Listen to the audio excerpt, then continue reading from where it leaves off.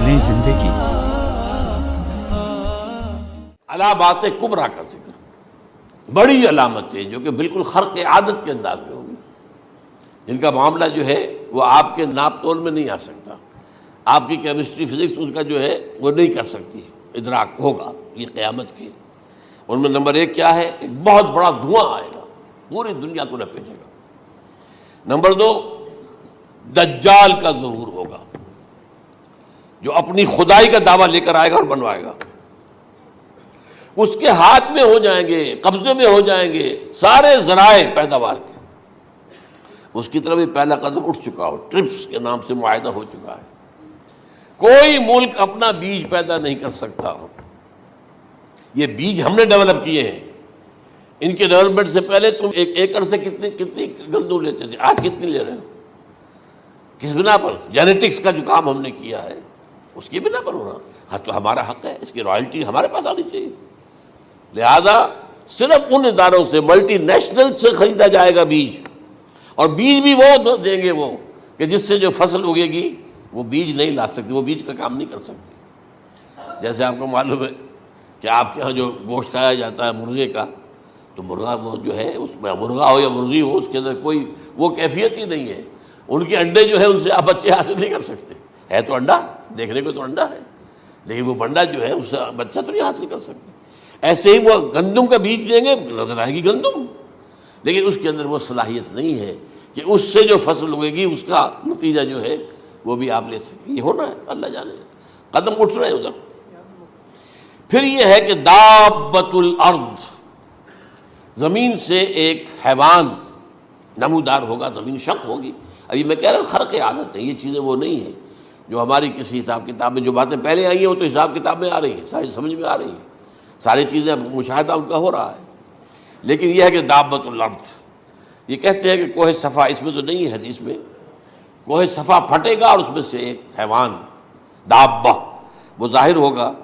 تو اسی لیے فرمایا ہے وَإِذَا وَقَعَ الْقَوْلُ عَلَيْهِمْ أَخْرَجْنَا لَهُمْ دَابَّةً مِّنَ الْأَرْضِ تُكَلِّمُهُمْ.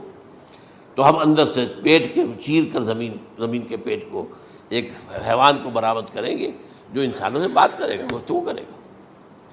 نمبر 4، طلوع الشمس من المغرب، یہ بھی خرق عادت.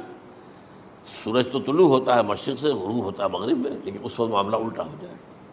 یعنی جو کائنات کے اندر جو گڑبڑ ہوگی کچھ سمجھ میں بات آتی ہے کہ یہ معاملہ جو ہے یہ تو اس پورے سولر سسٹم کو اگر بدل دیتے ہیں تو مشرق مغرب ہو جانا، مغرب مشرق ہو جانا، یہ بالکل سمجھ میں آنے والی بات ہے. اس کے بعد ہے عیسیٰ ابن مریم کا نزول، جس کے بارے میں آج میں نے گفتگو کی ہے تفصیل سے.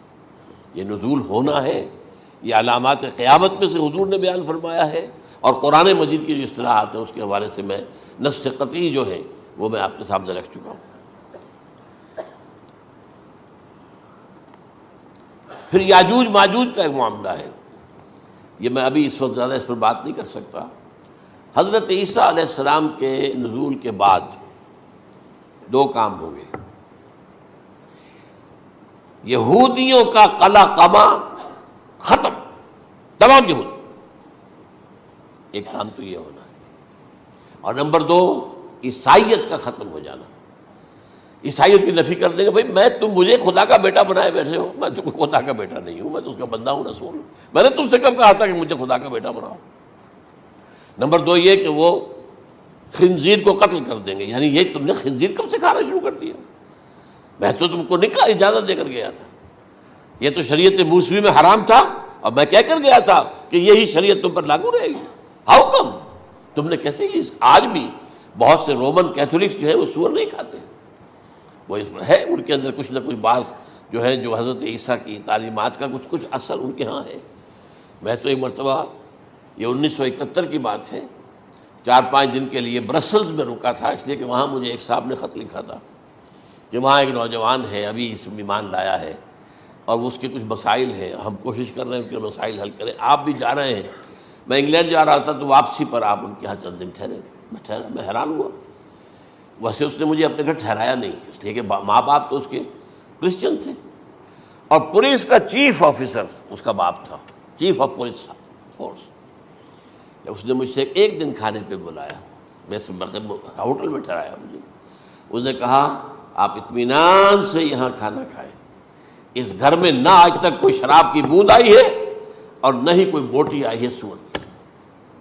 Roman Catholics.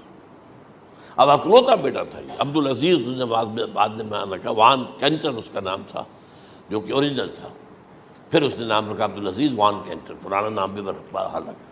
نہایت نیک، نہایت خوبصورت، 28 سال کی عمر تھی، اور اس وقت میں نے دیکھا تھا کہ اس کی فقہی معلومات جو ہے میری معلومات سے 10 گنا زیادہ۔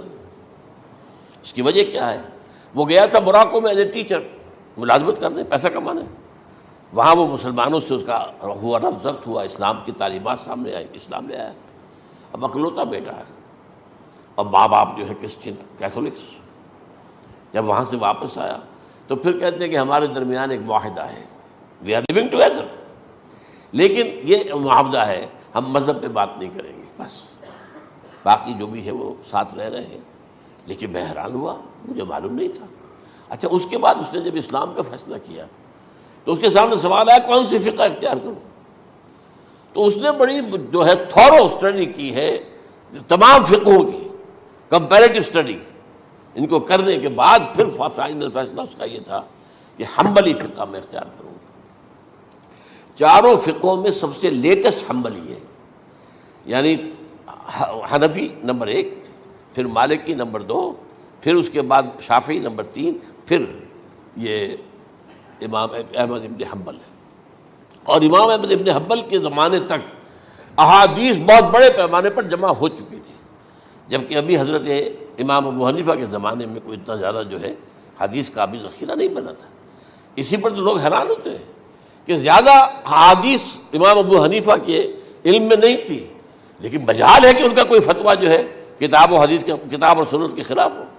اگرچہ انہوں نے صاف کہا کہ اگر تم پاؤ کوئی ایسی سچی حدیث، پختہ حدیث جو میری کسی رائے کے خلاف ہو تو میری رائے کو دیوار پر دے مارنا اور اس صحیح حدیث کی پیروی کرنا۔ لیکن ویسے اس کے بعد یہ کمال یہ ہے کہ بہت ہی کوئی شاذ معاملہ ہے کہ جس میں ان کا کوئی فتویٰ وہ کتاب و سنت کے منافی ہو یا سنت کے منافی ہو۔ کتاب پہ تو سوال پیدا نہیں ہوتا، کتاب تو ساری ان کے سامنے موجود تھی۔ اس کے بعد یہ ہے کہ یاجوج ماجوج، اصل میں بتا رہا تھا آپ کو کہ جب عیسائیت بھی ختم ہو گئی، یہود ویسے ختم ہو گئے، استیصال ہو گیا، جڑ کٹ گئی، اب عیسائیت گویا کہ اسلام میں ضم ہو گئی، عیسائیت مذہب ختم، یہودی خود ختم۔ اب یہ طاقت کتنی ہو جائے گی؟ تقریباً 2/3 دنیا آ گئی،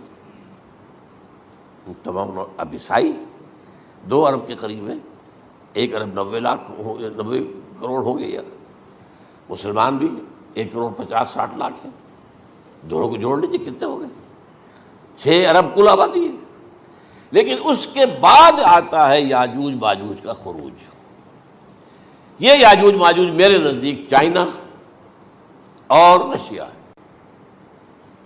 ان کی مجموعی طاقت اتنی ہوگی، اور یہ اس طرح آئیں گے ہر اونچائی پر سے اترتے ہوئے، پھسلتے ہوئے۔ جیسے 1962 میں جب وار ہوئی تھی بٹوین چائنا اینڈ انڈیا 1962 میں، تو وہ اس وقت کا نقشہ مجھے آج بھی اخبارات میں پڑھتا تھا تو یاد، waves after waves of Chinese soldiers were coming down the slopes of Himalayas۔ یہ تو وہ ہے نا جن کی تعداد کا کوئی حساب نہیں ہے، اور رشیا اور یہ مل کر جو ہے، میرا اندازہ یہ ہے کہ جب پہلے ملحمۃ العظمیٰ ہوگی وہ عیسائیوں اور مسلمانوں کے درمیان، اس وقت یہ دونوں پاورز نیوٹرل رہے گی، لیکن غالباً یہ بات طے کر لیں گی کہ ویپنز آف ورلڈ جو ہے ماس ڈسٹرکشن، یہ استعمال مت کرنا۔ اگر یہ ویپنز آف ماس ڈسٹرکشن استعمال کرو گے تو ہم میدان میں آ جائیں گے۔ اس میں وہ جنگ جب ہو چکے گی، پھر حضرت عیسیٰ کو فتح حاصل ہو جائے گی، اور پھر یہ کہ یہودیت ختم ہو جائے گی، عیسائیت بطور مذہب ختم ہو کر اسلام میں ضم ہو جائے گا، پھر وہ 40 برس کا عہد حکومت ہے حضرت عیسیٰ علیہ السلام۔ لیکن جب یہ فتح ہو جائے گی ان پر، اب یاجوج ماجوج آئیں گے، اور اتنی تعداد میں آئیں گے کہ بحیرہ طبریہ جو ہے اس کا سارا پانی پی جائیں گے۔ یہ تو اگر آپ کو کبھی اندازہ ہو یا کوئی آپ جانیں ان لوگوں کو جو ان چینیوں سے واقف ہیں، وہ کہتے ہیں زمین پر ہلتی ہوئی کوئی چیزوں سے وہ چھوڑی چھوڑ کے کھا جائیں گے۔ جہاں وہ جاتے ہیں ایز اے لیبرر، وہاں کے جو سارے کتے ہیں ختم، ساری بلیاں ختم، ہر شے وہ جو سانپ کھاتے ہیں، ہر چیز کھاتے ہیں، اور یہ تمام ایسٹرن کنٹریز کے اندر ہوتا ہے، بڑی ڈیلیشس ڈشز ہیں یہ، سانپ وغیرہ وغیرہ، اور یہ جس طرح کھا جائے، پانی پیا ایک قطرہ نہیں رہے گا اس پر. تو پھر جو ہے اللہ تعالیٰ اس وقت جو ہے اس میں ایک ایسی بیماری پیدا کرے گا کہ یہ سب مر جائیں. یہ معجزے سے ہوگا، یعنی ان کے اوپر فتح جو ہے وہ عام لڑائی کے ذریعے سے نہیں ہوگی، بلکہ اس کے اوپر فتح جو ہوگی وہ اللہ تعالیٰ سے بوجھ، ایک بیماری پیدا ہوگی سب مر جائے گا. اور اس کے بعد اللہ تعالیٰ ایسے پرندے بھیجے گا بڑی لمبی لمبی گردنوں والے، وہ ان سب کو کھا جائیں گے. جیسے ہمارے ہاں گدھ ہوتے ہیں وہ ان کو صاف کر دیں گے. ورنہ تو یہ ہے کہ پوری دنیا کے اندر جو بدبو اور جو پیدا ہوتا معاملہ اس سے، تو اس نوع انسانی کی بقا ممکن نہیں تھی. ان کے خاتمے کے بعد پھر یہ ہوگا کہ حکومت اسلامی جو ہے پوری دنیا میں حضرت مسیح علیہ السلام کی ہوگی. 45 برس وہ رہیں گے، اسی میں وہ کہلن بھی آ جائے گا، وہ فی المہد و کہلن جو میں نے شروع میں بیان کیا تھا.